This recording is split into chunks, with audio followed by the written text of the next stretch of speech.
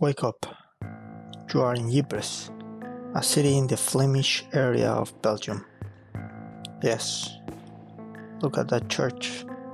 It is fake. During the First World War, Ypres was the center of the battle between the German and the Allied forces. Everything was destroyed. What you're seeing is a reconstruction of the original churches and buildings.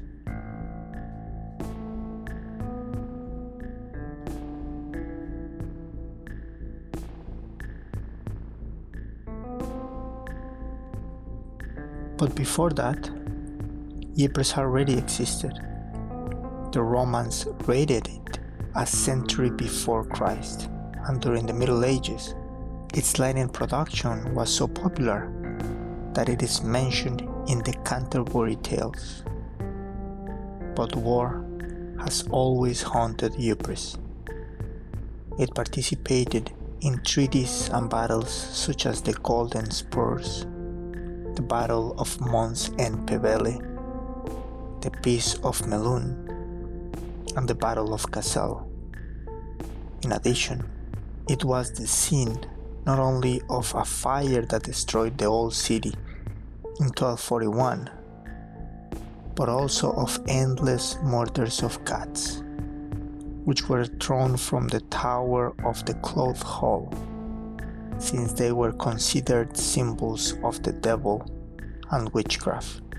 Today, this practice is commemorated in the Cat Parade. Witchcraft has always been an excuse to punish rebels.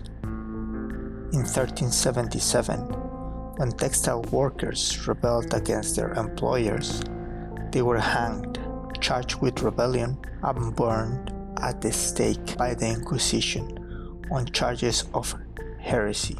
On March 25, 1678, Ypres was conquered by the forces of Louis XIV of France, and its typical fortifications were built, which can still be seen today.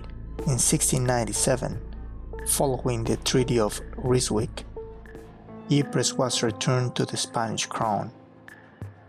Ypres had long been fortified to keep invaders out. Over time, the earthen moats were replaced by stronger earthen and masonry structures and a partial moat. Ypres was further fortified in the 17th and 18th century under Habsburg and French occupation, when it became part of the Austrian Netherlands. Now, as you can see, it is a city of peace, although there is always the question, for how long? If you have learned anything, it is that things can change in the blink of an eye.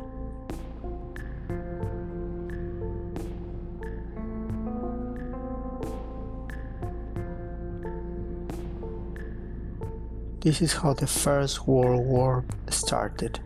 Everything changed in a minute. Ypres held a strategic position at the time, as it stood in the way of Germany's planned sweep of the rest of Belgium and into France from the north. Belgium's neutrality, established by the First Treaty of London, was guaranteed by Great Britain. The German invasion of Belgium brought the British Empire into war. The German army surrounded the city on three sides, bombarding it for much of the war.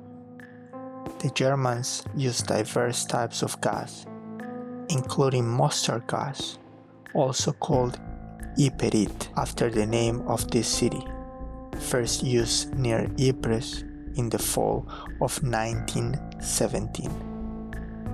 During the war, the city was almost leveled by artillery fire. It is hard to believe that in such dire conditions there was an iota of humanity. Yet, Ypres was one of the sites that hosted an unofficial Christmas truce in 1914 between German and British soldiers.